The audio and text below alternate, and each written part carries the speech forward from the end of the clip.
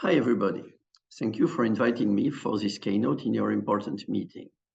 I am Laurent Mottron from University of Montreal in Quebec, Canada.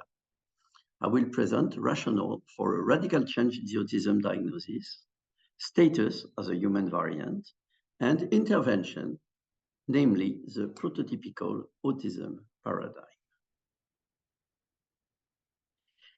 Despite the traditional optimism of researchers, autism science and clinics have reached a crisis point.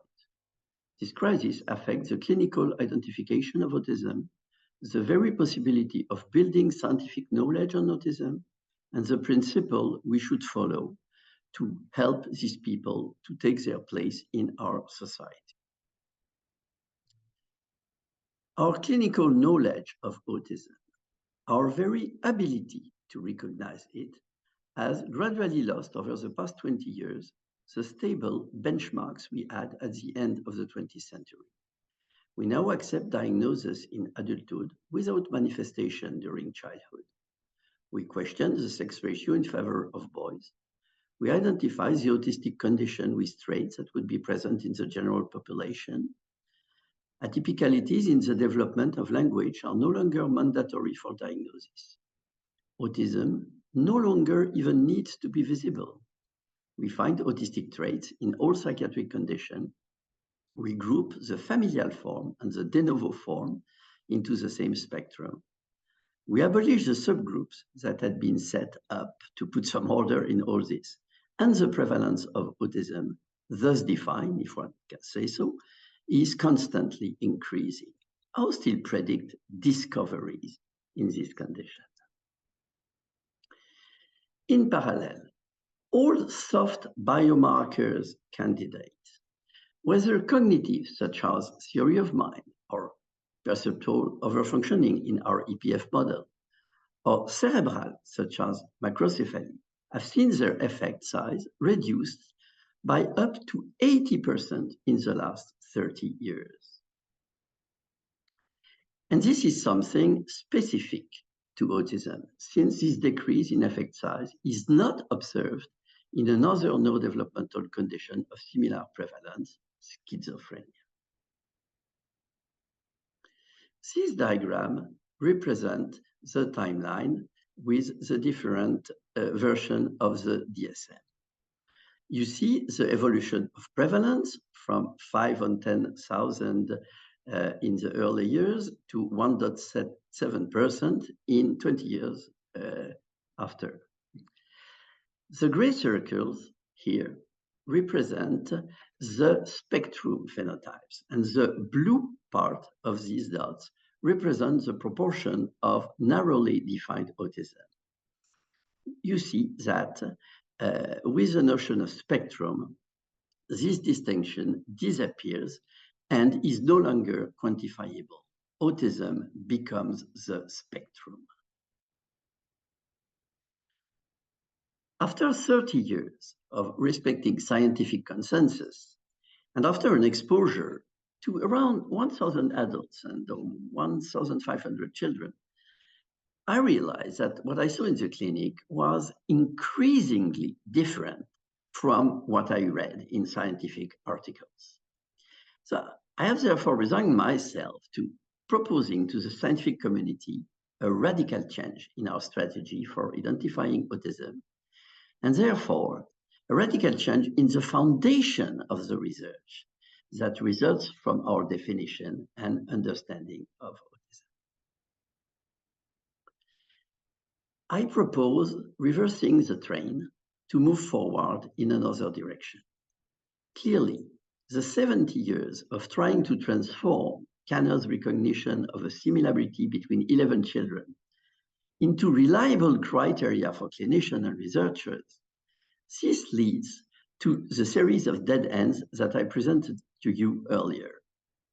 In particular, the use of signs that all have the same contribution to the diagnosis, and the use of instruments based on qualitative criteria, providing a categorical judgment when a summary score is reached. It does not work. In fact, indeed, yes, it works, but it constructs what I would call the autism of scientists. which no longer has much to do with the autism of clinicians. I therefore propose to restart from the bottom-up recognition of a clinical similarity, the place where Kanner started, but to test the ubiquity of this recognition worldwide. So let's therefore return to clinical certainty and construct instruments where the signs which weight this clinical certainty the most are weighted more. First of all, it is necessary to separate prototypical autism and syndromic autism, which everything opposes. They were separated 20 years ago. We now reunite them, which is, I think, clinically and scientifically premature. Whereas the signs of prototypical autism are qualitatively homogeneous, at least through preschool age, the presentation currently grouped as autism with identified neurodevelopmental comorbidities share only trivial resemblance. With my colleague Pierre Defresne in Mons, we therefore initiated the weighting project. We have drawn up the list of signs that seemed to us common to autistic children, but not from 11 children like Kanner, from more than 2,000 to which both of us have been together exposed. In the weighting project, we will ask experts from around the world, including Dr. Zhu's group, to score these signs according to their specificity, their sensitivity, their clarity, and their age and gender of occurrence. We therefore will replace inter-rater reliability by studying the convergence between the weights assigned to each of these signs. If they converge between the experts, we will have simultaneously demonstrated the prototype and defined its nature. Here is an example of the qualitatively described prototypical signs we retained for now to map special interest and sensory issues of the DSM-5.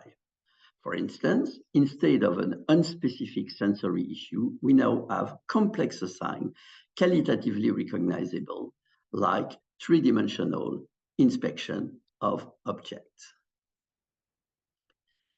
When this step will be completed, these experts, accepting to be reconcepted, will identify a population in different parts of the world with the instrument thus constructed. If it is possible to identify large sets of individuals presenting together a very large proportion of these signs, and if the distribution of these signs show a discontinuity towards syndromic autism, or towards the so-called comorbid condition, or towards the autistic traits, we will have demonstrated that the autism is a natural category, at least between 2 and 5 years old. Actually, there are levels of similarities among biological objects which exclude that they are the product of a biased choice among random organization. This is the famous typing monkey metaphor.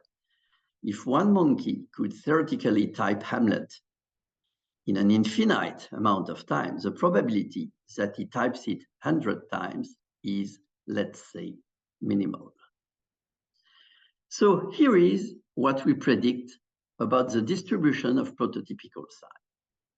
If we represent on the x-axis the number of prototypical signs, and in the y-axis the number of individuals presenting this number of signs, testing large population should reveal a distinct group showing an aggregation of many of these qualitative signs, and therefore highly similar to each other. Our prediction is therefore the opposite of the result that John Constantino obtained with the SRS. Our prediction is that a population so defined will show a strong association with all the cross-sectional, longitudinal, present and absent characteristics which have been discovered these last 70 years and which have been progressively blurred by dimensional models and standardized instruments.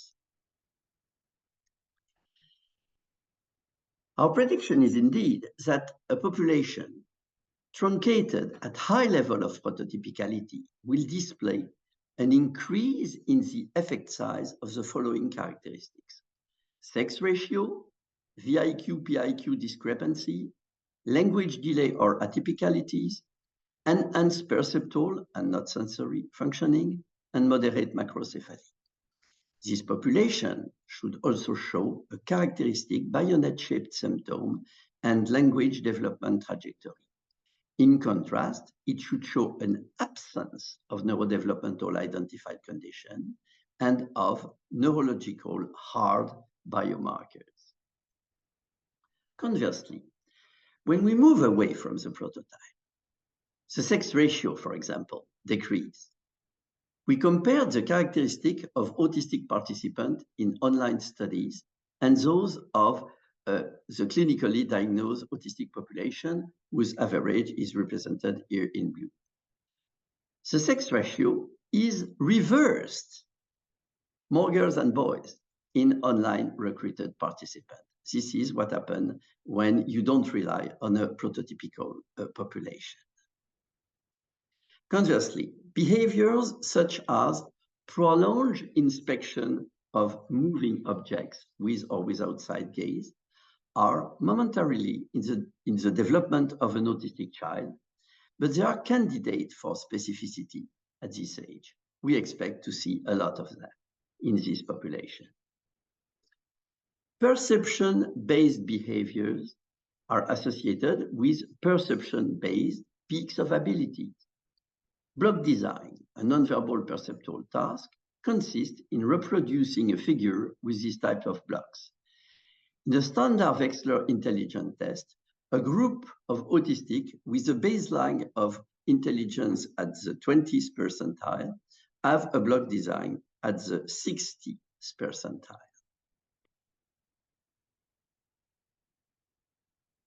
The notion of prototypical autism allows distinguishing false from true intellectual disability. In false intellectual disability, Wechsler intelligence is limited, but Raven intelligence is 40 percentile higher. In true intellectual disability, both are limited. This roughly maps the distinction between prototypical and syndromic autism. Language development in prototypical autism follows a bayonet-shaped trajectory. After a normal or early proto-words, or at the age at which vocabulary explodes in typical children, there is a language and social communicative regression followed by a 2 to 5 years plateau without language, and where the core symptoms of autism, particularly the perception-based behavior, are at their maximum. With David Gagnon, we analyzed the SSC cohort for language development. In purple, you can see the trajectory of autistics, which regress after the one-word phase. 50% of them do not produce their first phrase before 48 months. They therefore present a 30-month lag between word and phrases. And even if the ADI is not the most suitable instrument for this purpose, we can demonstrate the individual predictive value of each ADI signs on autistic regression. This represents a first step way to approximate a grouping of signs, the autistic prototype, with a quasi-pathognomonic event, which is autistic regression. But beyond the weighting of individuals' atypicalities with regression, one can determine the predictive value of a combination of autistic signs for regression. The 4 atypicalities whose co-occurrence predict the most regression are hand leading, pronominal reversal, never shakes head, and stereotypic use of object or interest in parts of objects.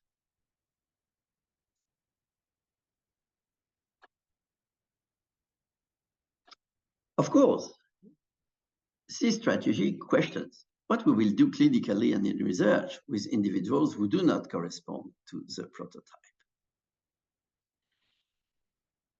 Since the search for subgroups in the current spectrum does not work, I suggest doing exactly the opposite. That is, studying groups of participants whose specifier values, with the addition of sex and age, are homogeneous. Of course, the knowledge resulting from these convenient samples will not be generalizable. To be able to do so, they will have to be compared to other compartments. But at least we will have obtained, as a first step, results on people who have a strong relationship with prototypical autism, which is not currently the case. Let's take the example of the Asperger subtype. We know that its identification is later more difficult and more prone to diagnostic confusion, even if there are interesting biomarkers candidates, such as verbal hyperactivity and motor clumsiness. I am convinced it exists as another prototype that should be studied for itself as a distinct group. But the connection between Asperger and autism should be an end point, not a starting point, even though Asperger and autism shares a common genetic. Actually, we take for granted that it is beneficial for Asperger to be grouped with autism. But what is the actual benefit for Asperger people of being grouped with autism, beyond the sense of belonging and beyond societal recognition? Indeed, familial aggregation does not guarantee similar downward biological mechanism and similar needs. Another radical change that I propose is to change the status of autism from a neurodevelopmental disorder to that of a non-dominant pathway in an asymmetric bifurcation. Indeed, what kind of biological object is autism? It's not a disease with an identified cause or mechanism. It's not a genetic error. Common variants are not errors. Despite major adaptive effects, mostly in childhood, no hard biomarkers can be found. Last, it has an identical prevalence all over the world, and it is fundamentally under a familial influence. This is why I propose to group autism with what I call asymmetric bifurcation. Accordingly, autism has non-cephalic presentations and delivery, as twin pregnancy, as left-handedness. It belongs to humanity. It is a human possibility. All these non-dominant trajectories are virtually contained in the organism in which they occur. They are also mostly familial. They represent stable solutions of a highly polarized, dynamic biological system. They represent recurring divergences in human development and should, therefore, be distinguished from disease or biological errors. Let's take the example of breech presentation. In the context of developmental pressure, pregnancy must go on. With environmental anatomical constraints, uterus and child size. After an unstable period, around the 25th week of pregnancy, the child irreversibly will turn into a breech presentation. This presentation will remain stable until delivery. which ends more or less happily in this case. As in autism, it is a bayonet bifurcation, temporally bounded. There are no biomarkers other than the condition itself, but it may have dramatic consequences. As autism, it is highly familial, and last, it occurs with the same prevalence in all humans. Would you say that bridge birth is a disease? No, but it may have from no consequences to very important ones. Including autism in this group of biological events is illuminating. Both are familial, found in a constant prevalence in a minority fraction of humans, and does not present identifiable biomarkers. Both have a bayonet structure, where an unstable phase, which is favored by an indefinite number of familial traits, is followed by an abrupt bifurcation, then a plateau phase, and then a variable catching up with extremely heterogeneous outcomes. Drawing a clear line between autism and other developmental conditions has major consequences for intervention. In the presence of these non-dominant pathways, a treatment attitude to bring them back to dominant situation is either dangerous or meaningless. Our role is rather to accept them as part of our humanity, but to try to optimize their well-being, to limit the detrimental consequences of this bifurcation, and give them a place of equals in our societies. And this is especially important for education during the preschool period. The study of prototypical autistic children tells us that teaching them by immediate, collaborative, oral-based imitation, it just does not work. That's what autism is. In contrast, autistic children show spontaneously an attraction for non-oral, structured, complex information, even language-related in the case of letters and numbers. Autistics show an implicit detection of isomorphic structures, which is what we call veridical mapping. Accordingly, while most typical children are interested in letters at this age, this is around 55% more frequent in autistic than in non-autistic clinical population, and 25% more frequent than in the typical population. And interestingly, exclusive interest for letters, as shown here, is found quasi-exclusively in autistics.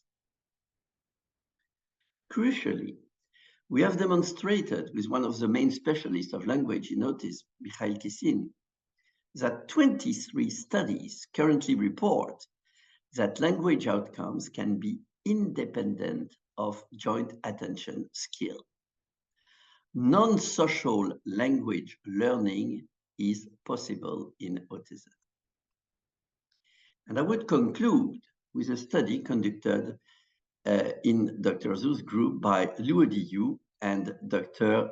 Yebo Fan, to which I now participate. By comparing two learning situations, one collaborative, the other parallel, we show that implicit learning and social facilitation can happen without joint interactive activities.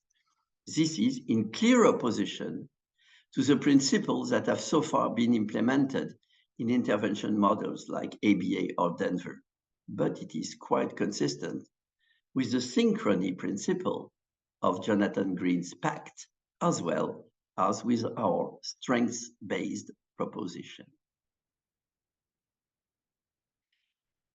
Now, my concluding statements. In sum, the prototypical paradigm recommends an accelerated return to an expert-based strategy, namely the building of a bottom-up weighted diagnostic instrument, leading to the retesting of supposedly present and absent neurocognitive and brain markers in a denoised population, but a population which will be truncated for prototypicality. In intervention, it recommends the decoupling of diagnosis and amount of support for non-prototypical individuals. But conversely, it suggests to integrate autism-specific learning strategies in intervention for prototypical autistics. And I will last give my special thanks to collaborators of the Montreal group and others involved in the prototype study.